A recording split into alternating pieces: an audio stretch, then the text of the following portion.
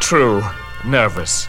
Very, very dreadfully nervous. I had been and am, but why will you say that I am mad? The disease had sharpened my senses, not destroyed, not dulled them. Above all was my sense of hearing acute. I heard all things in the heaven and in the earth.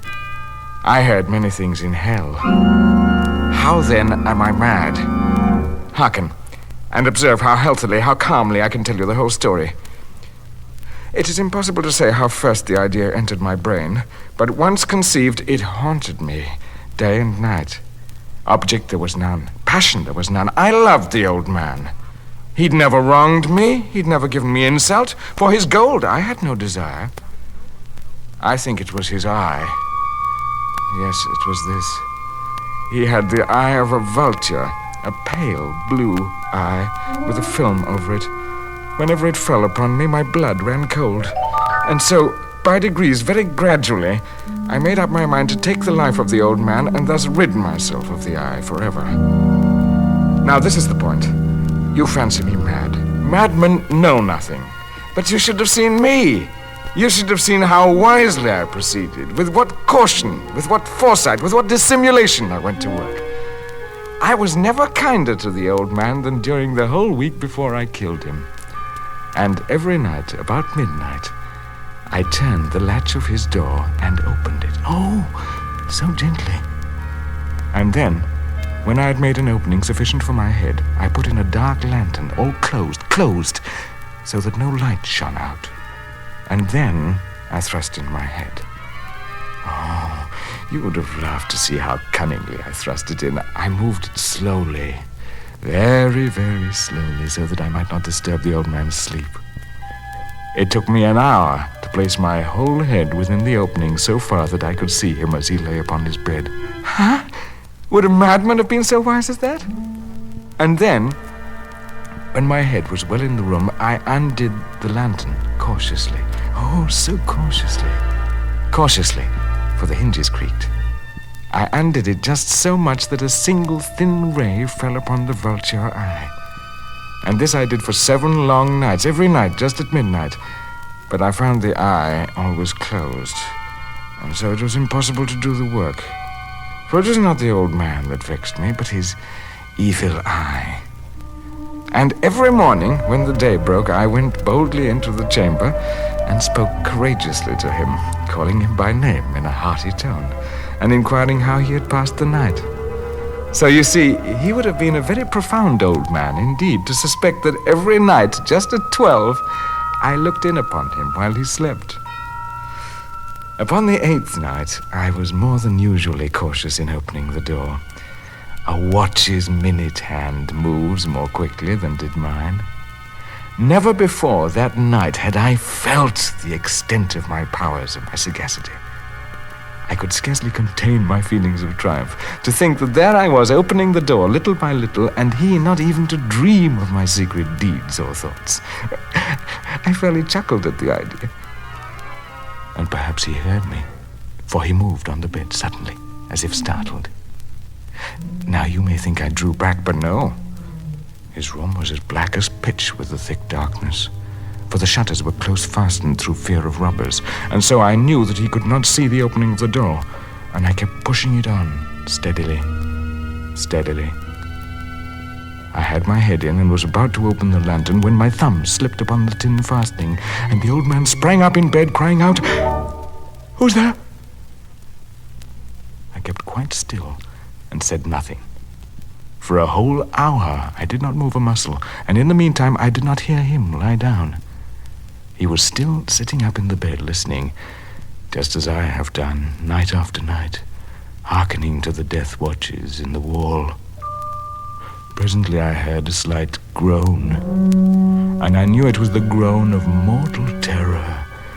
It was not a groan of pain or of grief. Oh no. It was the low, stifled sound that arises from the bottom of the soul when overcharged with awe. I knew that sound well. Many a night, just at midnight, when all the world slept, it had welled up from my own bosom, deepening with its dreadful echo the terrors that distracted me. I say I knew it well. I knew what the old man felt and pitied him, although I chuckled at heart. I knew that he'd been lying awake ever since the first slight noise when he had turned in his bed. His fears had been ever since growing upon him. He'd been trying to fancy them causeless, but he could not. He'd been saying to himself, "It's nothing but the wind in the chimney. It's only a mouse crossing the floor. Or it's merely a cricket which has made a single chirp." Yes, he'd been trying to comfort himself with these suppositions, but he had found all in vain. All in vain. Because death, in approaching him, had stalked with his black shadow before him and enveloped the victim. And it was the mournful influence of the unperceived shadow that caused him to feel, although he neither saw nor heard, to feel the presence of my head within the room. When I had waited a long time very patiently, without hearing him lie down, I resolved to open a very, very little crevice in the lantern. So I opened it. You can imagine how stealthily, until at length a simple dim ray, like the thread of a spider, shot from out of the crevice and fell full upon the vulture eye. It was open, wide open, and I grew furious as I gazed upon it. I saw it with perfect distinctness, all a dull blue with a hideous veil over it that chilled the very marrow in my bones. But I could see nothing else of the old man's face or person, for I had directed the ray, as if by instinct, precisely upon the damned spot. And have I not told you that what you mistake for madness is but over-acuteness of the senses? Now, I say, there came to my ears a low, dull, quick sound, such as a watch makes when enveloped in cotton. I knew that sound well, too. It was the beating of the old man's heart. It increased my fury as the beating of a drum stimulates the soldier into courage. But even yet I refrained and kept still. I scarcely breathed. I held the lantern motionless. I tried how steadily I could maintain the ray upon the eye. Meantime, the hellish tattoo of the heart increased. It grew quicker and quicker and louder every instant. The old man's terror must have been extreme. It grew louder, I say, louder every moment. Do you mark me well? I've told you that I'm nervous, so I am. And now, at the dead hour of the night, amid the dreadful silence of that old house, so strange a noise as this excited me to uncontrollable terror. Yet, for some minutes longer, I refrained and stood still. But the beating grew louder. I thought the heart must burst. And now a new anxiety seized me. The sound would be heard by a neighbor. The old man's hour had come. With a loud yell, I threw open the lantern and leaped into the room. He shrieked once only. In an instant, I dragged him to the floor and pulled the heavy bed over him. I then smiled gaily to find the deed so far done. But for many minutes the heart beat on with a muffled sound.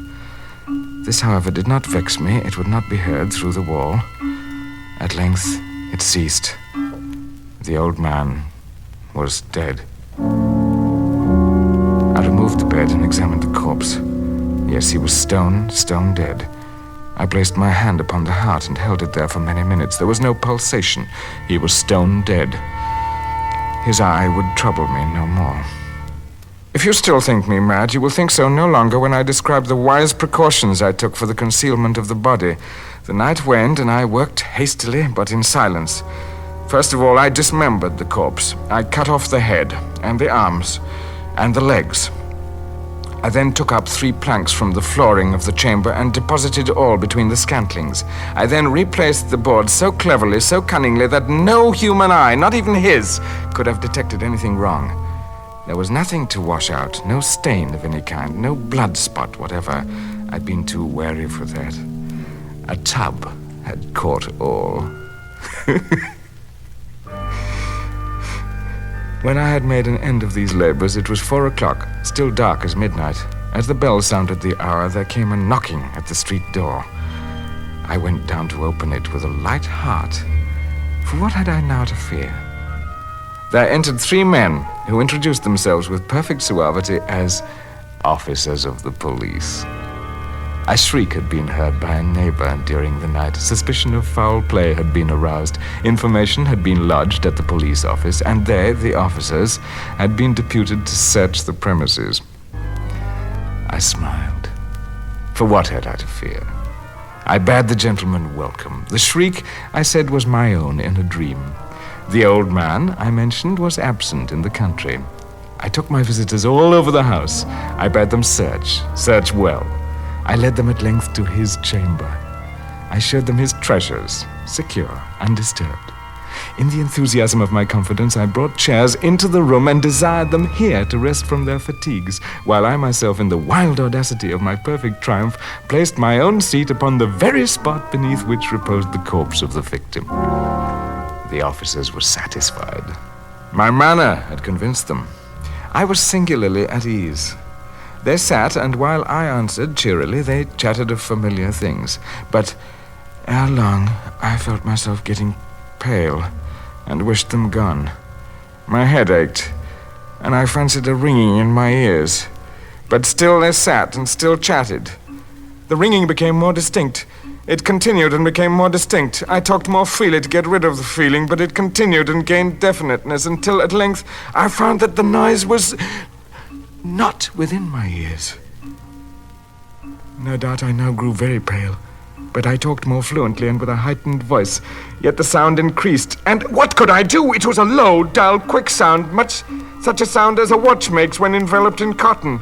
I gasped for breath, and yet the officers heard it not. I talked more quickly, more vehemently, but the noise steadily increased. I arose and argued about trifles in a high key with violent gesticulations, but the noise steadily increased. Why would they not be gone? I paced the floor to and fro with heavy strides, as if excited to fury by the observations of the men, but the noise steadily increased. Oh God, what could I do? I foamed, I raved, I swore. I swung the chair upon which I had been sitting and grated it upon the boards, but the noise arose above all and continually increased. It grew louder, louder, louder, and still the men chatted pleasantly and smiled. Was it possible they heard not? Almighty God, no. No, they heard. They suspected. They knew. They were making a mockery of my horror. This I thought, and this I think. But anything was better than this agony. Anything was more tolerable than this derision. I could bear those hypocritical smiles no longer. I felt that I must scream or die. And now, again, hark, louder, louder, louder, louder. Villains! I shrieked. Dissemble no more! I admit the deed. Tear up the planks. Here, here! It is the beating of his hideous heart!